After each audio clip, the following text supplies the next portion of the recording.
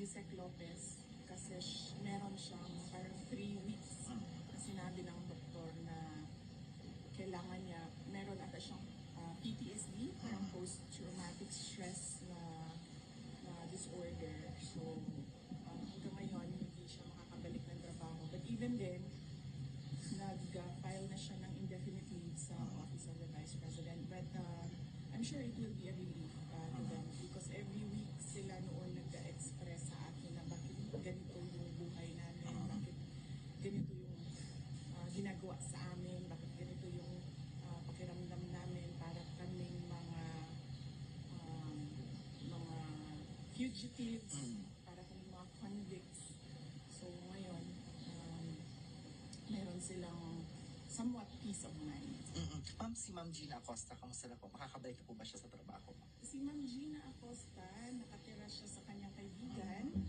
Ayaw niyang umuwi sa kanyang inuupahan na condominium unit kasi meron din siya parang takot na baka bigla siyang hablutin o bilain sa gabi, mga ganun na mga fears. But nakita na kami sa office and then sabi niya kung pwede daw na dahan-dahan siyang bumalik kasi gusto niya daw makita ng mga kasamahan niya sa Office of the Vice President na okay lang siya. Okay. Ma'am, may dalawang impeachment cases na ipinasa sa Congress, ma'am, against you po. What's your comment? Yes. Well, I welcome that finally na-file na yung impeachment case na sinasabi nilang i-file nila since last year pa. So, okay din yung impeachment case dahil ako lang yung ang tinitira doon. Ako lang ang iniimbestigahan doon.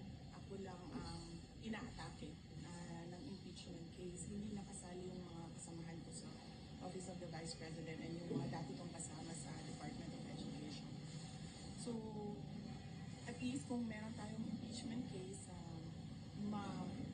masagot na ng final kung ano yung mga inaakusa nila sa akin. Ma'am, yung sa PINA ng NBI, pupunta po ba kayo on December 11, ma'am, to attend nung papatawag na sa inyo, ma'am? Pagkakaintindi ko sa explanation ng mga abogado ko sa investigation ng NBI ay pwede namang hindi pumunta. Yun ang explanation nila dahil pwede naman mag-submit na lang daw ng sulat or affidavit, depende sa akin yung decision or position paper. So, hindi din ako makapunta kasi well, unang-una na yan. Tapos pangalawa, meron kami Thanksgiving na mga activities sa December 11.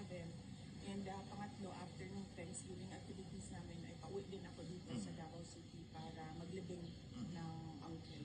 Ma'am, may sinagawang VP Sara Ride no weekend, ma'am, in Davao and Cebu and other areas, ma'am, sa buong bansa. Ano yung sasabi na sa suporta ng mga tao sa inyo at sa OVP, ma'am? Oo, nagpapasalamat ako sa suporta, sa patuloy. Nagpapasalamat ako sa patuloy na suporta ng ating mga kababayan sa akin, sa mga kasamahan ko sa Office of the Vice President and sa opisina ng pangalawang Pangulo ng ating bansa. Malaki yung nagpapalakas ng loob namin at malaki yung tulong ng suporta nila sa nararamdaman namin na pagmamahal mula sa ating mga kababayan. At humingi ako ng pasensya sa stress, lalo na sa mga senior citizens. Marami akong nakakasalamuha or na makikita sa daan na nagsasabi sa akin na nasistress kami sa ginagawa sa iyo. Humihingi ako ng pasensya sa kanila na hindi ko rin naman gusto na umabot ng ganito. Pero meron talagang panahon sa buhay ng isang politiko na merong mga pinagdadaanan. Kaya humingi ako ng pasensya, lalong-lalo na sa mga senior citizens, sa stress that I caused them. Ma'am, one last. Nagpahayag yung INC, ma'am, na magsiset sila ng rally to support yung initial na statement ni Pangulong Bongbong Marcos na hindi dapat na i-pursue ang impeachment against po sa inyo, ma'am.